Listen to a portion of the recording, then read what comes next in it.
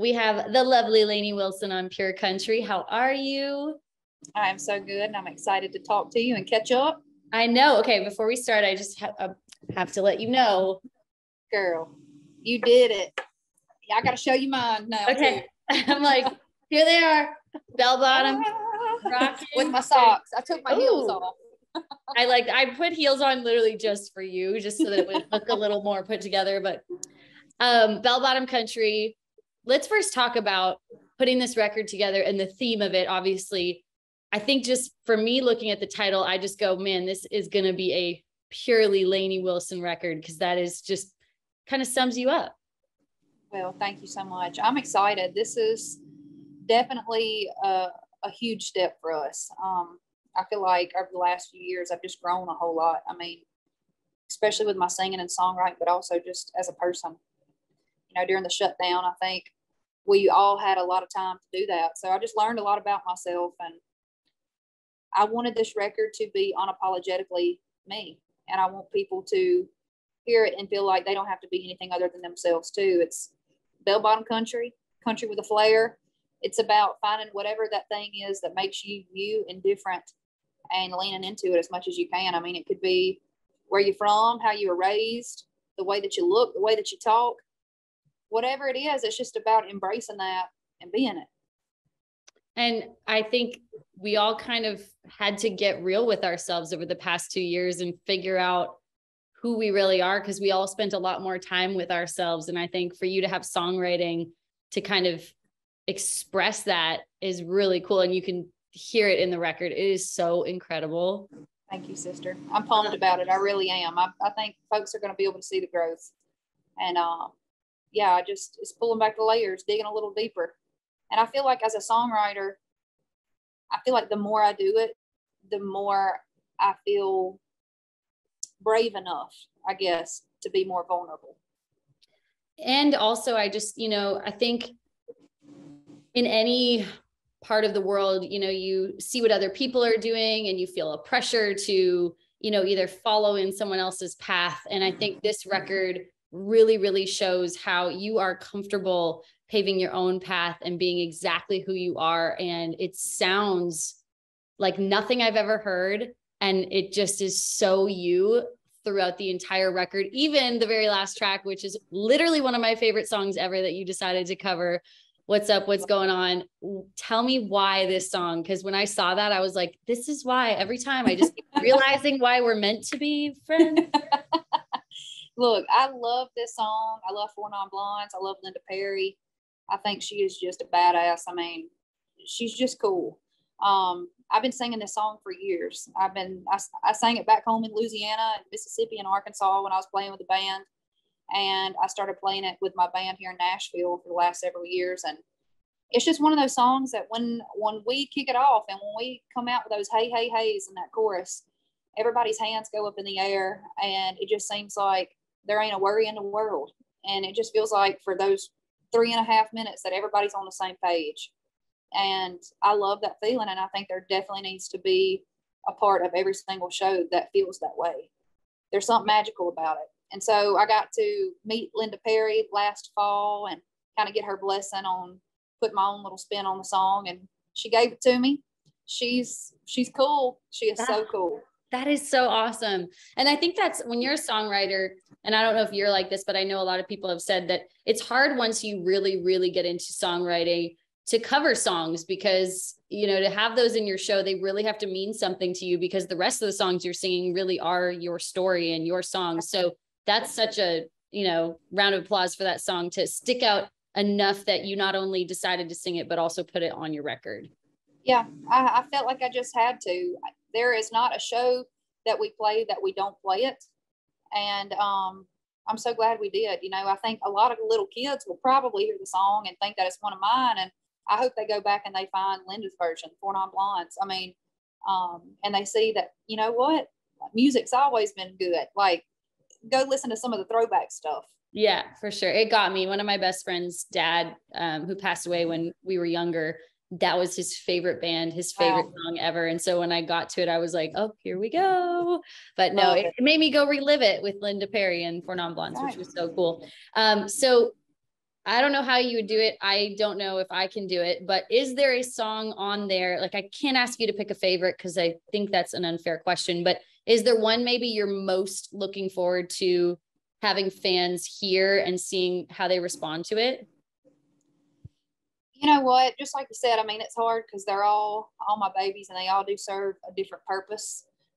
I will say for where I'm at right now, and it changes daily.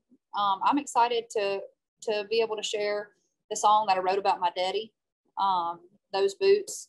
You know, my family this past year has had to deal with a whole lot with my daddy's health, and there were a few times where we thought he wasn't going to make it, and it's been hard, and it's really been tricky to navigate like one part of my life feeling on top of the world, but also having this other part of my life that has been heartbreaking. So before, I mean, we had already recorded the song before my daddy had even gotten sick. So it's really crazy how God works and how it was supposed to be on the record, because this song, you know, the day that I wrote it, of course it was special to me. Like, I am the way I am because of the people who raised me. Right. But it's even more special now. And I'm so glad that he is doing better. Me too. And yeah, it's a big blessing. He must be so proud. Have you gotten to let him listen to the whole record, start to finish? He's heard several of the songs off the record. You can't slow him down long enough to play the whole thing. But I will say, growing up, when I was 9 years old writing songs, the only way I knew if it was a good song was whether he was tapping his toe or not. And I did play the song that I wrote for him, Those Boots, and he was tapping his toe, and he said, that's pretty dang good. So I'm like, okay, we get somewhere. That's awesome. Well, I'm so glad to hear that he's doing better. And I bet your family is just so proud of you, because you've been at this for a long time, and it's really cool to see most nominations at this year's CMA Awards, like just the success that is coming your way. It's not only just like so well-deserved based on the amount of work and passion you put into this, but you're also just like one of the most stellar human beings I've ever come across in my life. So congratulations, girl. Girl, you making me feel good. Thank you. You deserve it. I'm so proud of you. CMAs, how does it feel going into this year? I mean, first time nominated for a CMA, and we taking the lead. I'm so pumped. It's just so cool to be recognized. Yeah. You know, this has been a dream of mine for as long as I can remember. I used to stand outside of the Bridgestone for hours in a line, waiting to just get a wristband so I could get down there in the pit and act like I was invited. You know, I'd go buy a dress and take pictures and put it on Facebook and make it look like I had really been invited to the CMAs. And so for it to really be here and be happening, I don't take it lightly. So cool. I can't wait to see you shine on Wednesday, November the 9th. Performing? I'm going to be performing the song that I do with my good old friend Hardy, called Wait in the Truck. And I'm so excited. I mean, this will be one of the first few times that we've actually gotten to perform it together, because, you know, he's always on one side of the world and I'm on the other. But I love him. I think he is the coolest dude around. I think he's one of the best songwriters, and I'm so proud to be on the song, and especially what it means. For sure.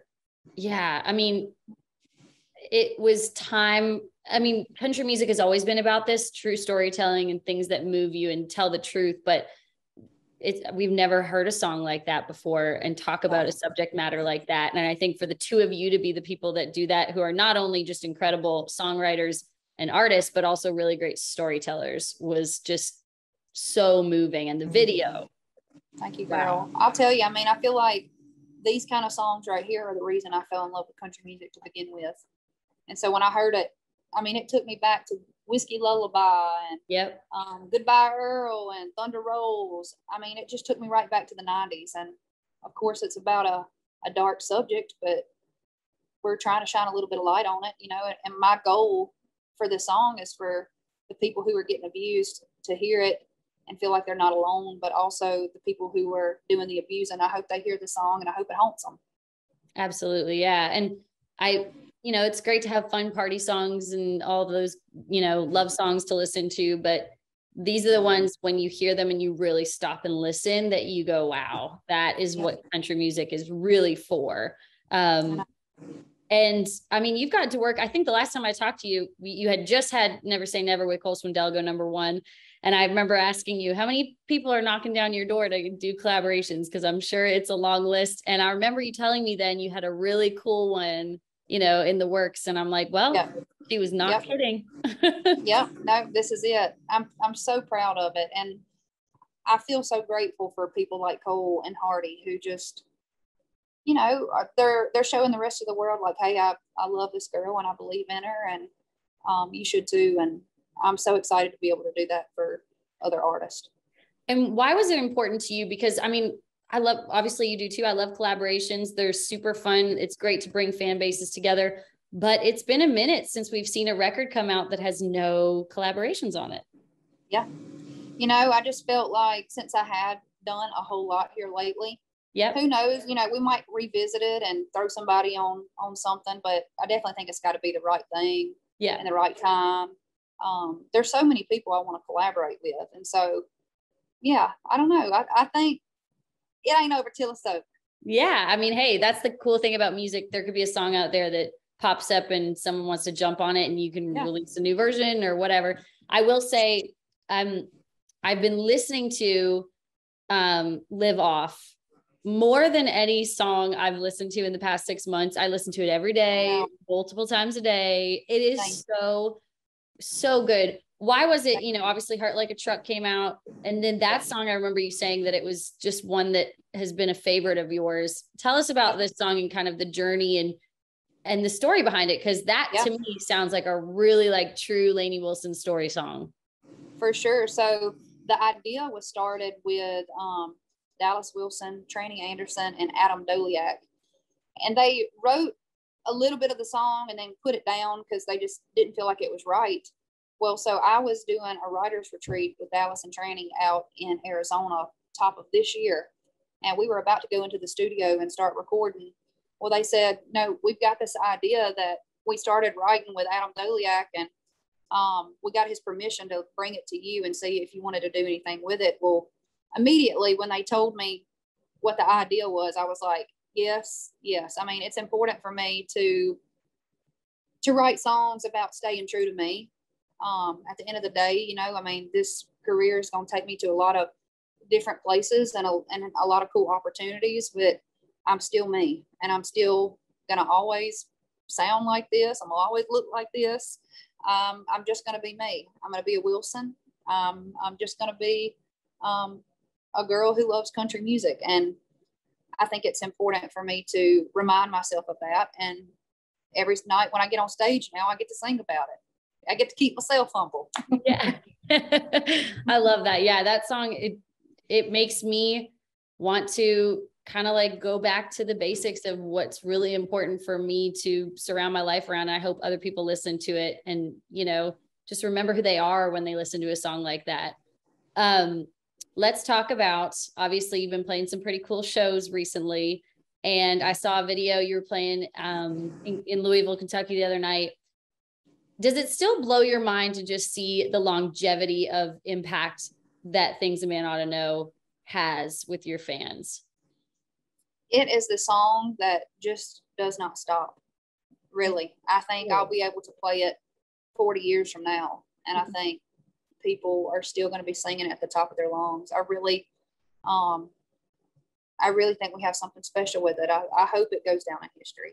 So that's the way it feels like right now, at least. You know, it feels like the song that they're still going to be playing years from now. And for sure. Yeah, timeless.